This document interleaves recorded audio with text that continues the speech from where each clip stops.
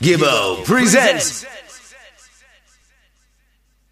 2013 could well be the year that Bobby Hustle makes the leap from hot prospect to established star. Over the last 3 years, the Dynasty Records artist has risen from obscurity to work with established producers and labels such as Gappy Ranks' Pure Music, GT Taylor, Special Delivery Music, Breadback Productions, and ZJ Sparks. He's also been the support act of choice for Conscience, Protégé, and Gappy Ranks on their recent tours of America's West Coast. The coast which the man from the Pacific Northwest calls home. I recently caught up with Bobby to talk about his work to date and his plans for the year ahead. But I began by asking him how a young man from Seattle, a city most often associated with Starbucks, rainy weather and grunge music, first discovered and fell in love with reggae. Yeah, well, you're definitely correct that Seattle is known for all of those things, but we also are a city that's got a very diverse cultural background and a very diverse community going on. So, there's a lot of room for different types of music in Seattle. It's a pretty progressive place, so there's definitely a reggae scene out here and a reggae culture. So, when I was younger, I started listening to reggae music probably when I was 12, maybe 13, and it just progressed there and never stopped. So it was a natural progression, but yeah, you wouldn't expect Bobby Hustle to come from a place like Seattle, but it's the truth. Seattle isn't usually thought of by outsiders anyway as having a vibrant reggae scene. Is it more cultural and roots type stuff that people are into, or is it more dancehall?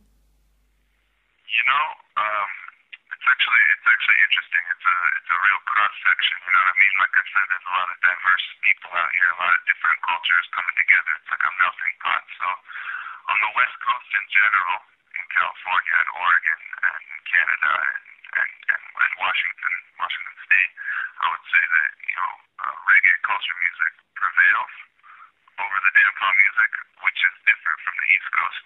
New York and Miami and places like that. Dancehall music is more of the forward thing. So it's a little bit different from the West Coast to the East Coast, but we definitely embrace the dancehall. I personally love dancehall music. Dynasty Records loves dancehall music, and a lot of people in Seattle love dancehall music. So, I wouldn't say it's one or the other. It's a both and thing, you know what I mean?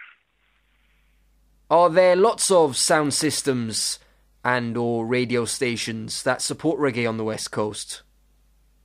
Oh yeah, definitely. Truly the radio stations that support reggae music are more in California. You have them all over the place in California. Enough radio stations play reggae music down there. Sound systems are everywhere all over the West Coast, from Washington to Oregon to California, Arizona, New Mexico, Nevada, the whole thing. Everybody's out here playing reggae music. So the sound system culture is definitely alive and well. When was it that you made the transition from being a reggae lover to a reggae artist and began making music? You know what? I think that was probably about 2007. Yeah, 2007. So we're in 2013 now. It's been a full 5 years. I'm going into my 6th year of deciding that I want to make reggae music my life. Because reggae music has always been my love, but now it's my life. So it's a good thing. How did your friends and family react when you told them, this is what I want to do, I want to be a reggae artist? Well, they're all very, very supportive. Every one of my friends and family is incredibly supportive. I have a real good community around me. You know what I mean? So basically, I'd say in the beginning, my mom always saw me and heard me listening and and playing reggae music as I was a kid. I said I started listening to reggae when I was 12 or 13, and I was already playing music personally, playing the guitar and writing lyrics and things like that. So reggae music was always in my bedroom. It was always in my house. And my mom, when I told her, I'm going to be a reggae singer, it's what I'm going to do for a profession, she said, okay, go and do that, as a mother would be supportive of her son. And now 5-6 years later, she's really seeing a progression and seeing, a catalog of music that I can put forward, and she's saying, she's very proud of her son, so it's a good look. I'm happy to be, someone that my mom can be proud of, you know what I mean? Was there a time when you had to juggle your musical career with school or a 9 to 5? Of course, man, of course. Yeah. I'm lucky to say I don't do that now. It's just 100% reggae music for me. But of course, there was a time, there was a long time, years of worked hard, doing definitely other things other than music, you know what I mean? You're part of the Dynasty Records family. How did you first link up with the label? Well, True Dynasty Records is comprised of two producers, Dan Grossman and Michael Gore, myself, Bobby Hustle, and Dwayne Duwork all here. There are other artists from the label, as well as Cranium, who's an artist out in New York, and Sensation, who's also a singer out in New York that we work with, affiliated specifically with the camp. But Dynasty Records, Dan and MG, the other producer, are my brethren from when I was, I'd say 9 or 10 years old. I've known them since way back in primary school, you know what I mean? So we all grew up listening to the music together and kind of evolving with the music together, growing and learning about the music together. So it was natural. We all went our separate ways for a little while, and some of us went to school, and some of us went and got a job, and some of us had kids, and built a family and everything. But we all came back to the music about 5 years ago, and just took off. And since it was a family thing from the beginning, it's just been an easy progression for all of us, So I've known Dynasty Records from a long time. Do you think that you've all played a role in each other's success and that you wouldn't have been able to accomplish what you have individually without the other members of the team? Certainly. I mean, it's definitely teamwork makes the dream work type thing, you know what I mean? Everybody plays their role, and everybody wears multiple hats, and everybody helps to push each one, you know what I mean? So I've been 100% affected positively by Dynasty Records and my involvement with that camp and that family. So I have nothing but gratitude and respect for the team, you know what I mean? Has utilization of the internet, social media and digital downloads in particular been one of the other keys to your success in the last 2 or 3 years? It definitely has, Gibbo. It definitely has, because with that you can reach people. You see me coming from Seattle. It's a place you wouldn't expect reggae music to come from, but through the internet and through modern communication and technologies, people can find out about you from all over the place, just a click of a button. So my success and popularity has grown all over the world, from Africa to Europe to in South America, Central America, all over the U.S. Yeah, it's a real good look. I mean, the internet has done wonders for Bobby Hustle's career. It certainly is a very different world today to, say, 10 or 15 years ago. Developments in technology have made it possible for an artist like yourself to do a lot of things without leaving your hometown. For example, voicing a song for a producer based in another country. I did a search earlier today, and you've got 35 plus tracks on iTunes, plus you're pretty active on Twitter and Facebook, so I had noticed that you make the most of all the opportunities that the internet provides. Yeah, I completely agree with you. You can't compare now to 15 years ago. There would have been no way for a young artist from Seattle to go and reach all these people in the amount of time that I have.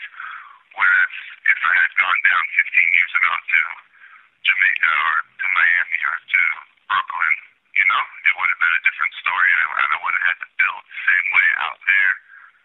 It would have taken so long, so much longer. I mean, I have to admit the road is long. I'm still on the road, but to compare it to something different and imagine, 15 years ago, wow, that's something else. So, yeah, and furthermore, I definitely do embrace social networking to the fullest. Twitter and Facebook and all of that, you can find me there. I'm very active and involved. And as you said, if you ever did decide to leave the Pacific Northwest, you've got your name out there already, and you've got a platform to build on and take things to the next level. Yeah, definitely, and that's the goal. I mean, I'm very happy where I'm at and very happy doing what I'm doing, but I think that 2013, 2014, beyond, I'm really trying to embrace the concept that the sky is the limit, and we can do anything we put our minds to. So I just wanna keep the progression going and keep evolving and keep making music. Like you said, I got 35 tracks on iTunes right now. I have a full album that's already finished. It's mixed, it's mastered, it's entirely produced by Dynasty Records. You've only heard probably 5 of the tracks off of the 16-track album. 10 of them are unreleased. And so we're just sitting on that right now, trying to build Bobby Hustle's career, trying to build the name, trying to get the fans involved and make people know, make people hungry for the music before we release it, because I've been in the studio working very hard and have a lot of tracks to put out. And I just want to make sure that there's, an optimum amount of people out there to hear it, you know what I mean? Speaking of forthcoming releases, on the 8th of January, your single Kush Morning will be released on iTunes. Now, the Kush Morning rhythm was released back in early 2012. Why did you opt not to jump on the rhythm originally, or did you, and you decided to hold back your cuts until now? Well, actually, yeah, it's something more towards the latter, but what we had originally planned, the rhythm is produced by Dynasty Records, our team, and ZJ Sparks from Zip FM in Jamaica. And the collaboration came together through some talking for a while and really wanted to do some work, and we did the City Streets rhythm together, ZJ Sparks and Dynasty Records in 2011. So when we put together the Kush Morning rhythm, our original plan was to do 2 segments of the rhythm. So we were going to drop the first segment of the rhythm, which is what we did in January, and then we were actually going to build another segment of the rhythm. But what turned out was that just the Bobby Hustle tune got voiced, and we held on to it, and we were going to release it as a single a little bit later, and a little bit later turned into 9 months. So yeah, so here we are. I have the title track to the rhythm, the Kush Morning rhythm that so many people are familiar with worldwide. My tune is called Kush Morning, and yeah, it's a dance tune. You start your day off right with some good herbs, you know what I mean? It's awesome.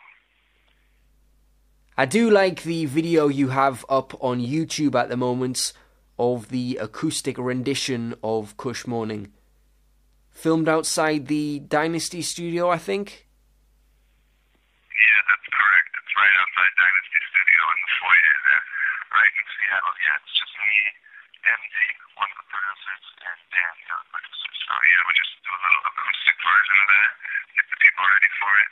But we're actually in the process of planning the real video for it, so you can look out for a real video for official video for Kush Morning coming from Dynasty Records. You were recently part of Gappy Ranks' Cookies tour, when he toured your coast, the West Coast. I'm sure you were a good tour guide for Gappy. Can you tell us about some of the places that you showed him in between shows? Yeah. Well, we definitely had a good time. I've been knowing Gappy Ranks now for 2 years, him in hot coffee music, his label, as well as he's done some voicings for Dynasty Records. So we already have a pretty good rapport. And when he came out to the West Coast, we did 16 shows from San Diego, California, all the way up to Vancouver, Canada. And in between, then we went everywhere. It was called the Cookie Store, and the Cookie Store is named after a strain of ganja called Cookies. It's like a brand new, high class, super chronic strain of herb called the Cookies, and it's been grown in California. And so basically our off time was spent exploring the many wonders of California cookies and beyond. You know what I mean? So we went all over the place, and we sampled a lot of different strains. And yeah, we really had a good time out there. It was a good look. We spent 2 weeks on the road together. Big up hot coffee music, big up special delivery, big up West Coast. Yeah, it was a good vibe. Did you shoot the Weed Like Mine video during the Cookies tour? Yeah, correct, exactly. That was shot in San Francisco. And Gappy actually, not only did he film the video and produce the track, of course, but he also edited it and put it out in a matter of, I don't know, 2 or 3 days. So it was a real quick turnaround. It was a real, one-off fun type vibe. We just went around the university, San Francisco State University, and yeah, we had a good time. Shot some video with the students, and then went into the dorm rooms, and heck yeah, it was cool.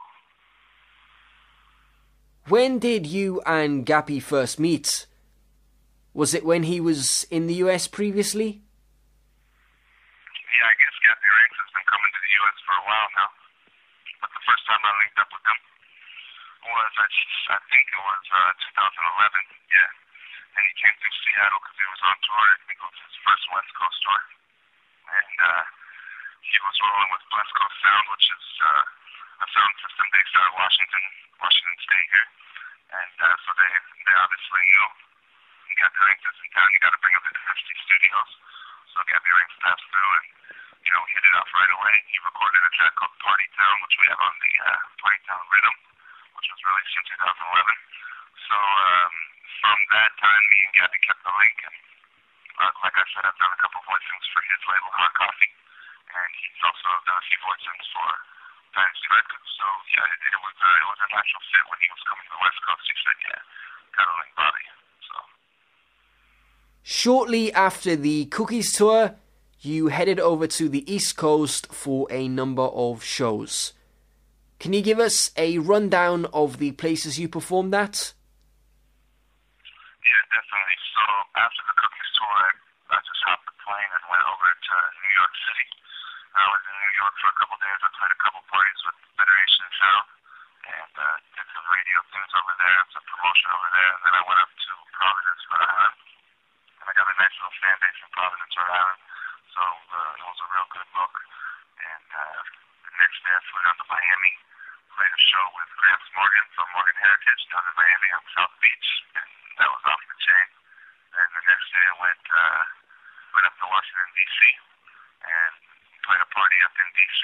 Then I flew out to Salt Lake City, Utah, which is out in the middle of the country, and played a private event out there, and then flew back to Seattle and played a show. So I was really jet setting across the U.S. for a second there, you know what I mean? It sounds like the performance with Gramps in Miami was a memorable one. Would you care to go into more detail about it? Yeah, sure. So the Gramps performance, that was on a Sunday night down on South Beach. It was 80 degrees. It was gorgeous weather all day.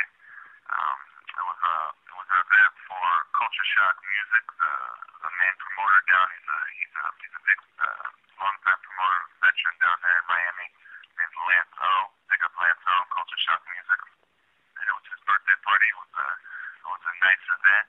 It was at a club called Jazz's. There was a few hundred people there. It was a packed house. There was ganja smoke everywhere. Beer Jamaicans, beer Caribbean people. Yeah, it was a good vibe. And I think I went on probably around 2:30, 3 a.m. Gramps Morgan went on shortly after me. And then he hopped the flight to Africa, went to Nigeria the next morning.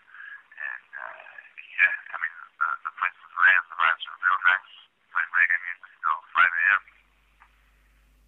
Was that show one of your career highlights to date? Yeah, definitely. That was a good moment. It's funny you just say that one of the highlights, and for some reason, the highlight that just popped into my head when you said that one of the highlights was actually 2 months ago. I just went to Russia in October. Actually, it's 3 months ago now. I went to Russia in October to Moscow, and I played a show, and I'd say that was one of the highlights because for me, I was traveling as a new artist to the other side of the world from Seattle to play a show in a place that, again, you wouldn't expect reggae music to be popular. Russia's got a scene, and I went out there and played a show. People knew my lyrics. People were vibing to the music. It was beer forwards, just good vibes all night. And I definitely say that Russia was probably one of the most recent, biggest highlights for me.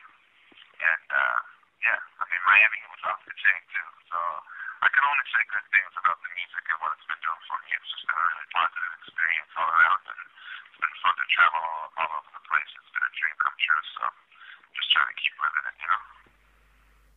How did the crowd you performed to in Russia differ from crowds in America? Crowds in Russia differ from crowds in the States because, there is a language barrier still.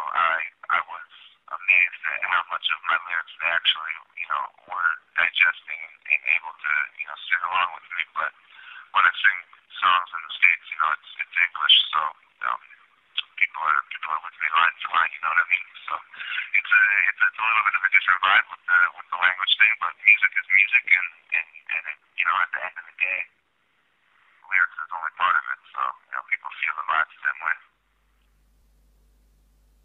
One of, if not the biggest reggae show, Sting, just took place recently in Jamaica. Is the stage at Jam World one that you would like to grace one day? Definitely, man. I would love to grace the stage of Sting, grace the stage of GT Extravaganza, go down to Rebel Salute, play Sunset. I want to do all those things. I really want to be someone on the forefront of reggae music, playing shows worldwide. It doesn't matter where you come from. If you love reggae music, and you can express it well, then, what do you think? That's what I'm thinking. So I really think that in the very near future, you will see me on a stage like Sting or, something like that down in Jamaica very soon. So, yeah, definitely. So a trip to Jamaica is something on the agenda? Well, yeah, of course. I've already been there before, but, I need to go back soon. I was planning on going back here in the next month or two, actually. And Dynasty Records is in the process of finishing up another rhythm that was got. It's a dancehall rhythm that we're going to be putting out very, very soon. And I want to go do some proper promotion down in Yard for that. So I think I need to go down to Jamaica. We have just entered 2013, and I'm guessing you've got a lot in the pipeline that you're getting ready to unleash on us this year. Tell us what to expect from Bobby Hustle over the coming months.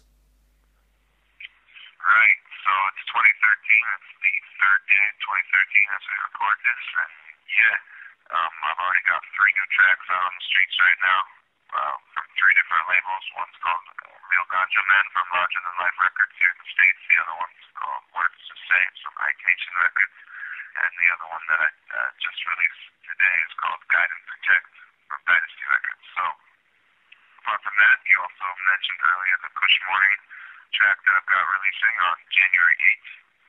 That will be coming out, and I did also just mention a rhythm with Dynasty Records that we've got called the Grave Digger Rhythm, and my tune on that is called Cash Economy, so make sure you check out for that.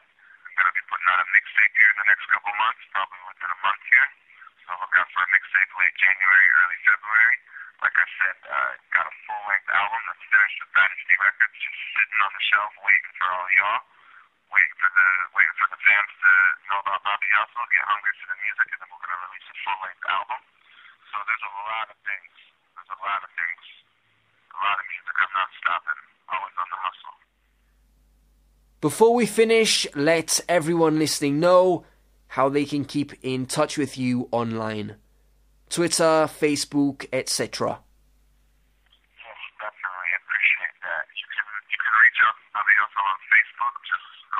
search, so official page, press like. Once you do that, you can get a bunch of free music. Download it off the SoundCloud. You can also find me on Twitter at Dynasty_Bobby. So yeah, I'm out here. Just make sure you get the link and, keep the link and everything's sealed and crisp and you get the free music and it's a good look for everybody, you know what I mean? Bobby, your work ethic is certainly to be admired. I look forward to hearing a lot of new material from you this year, and I wish you all the best of luck with everything in 2013 and beyond. Yes, Gibbo, thank you very much. Big up the whole Manchester, big up the whole England, you know what I mean? It's a pleasure to be reaching out to you and on the phone with you and making the link for real, so just big up every time, yeah? Gibbo.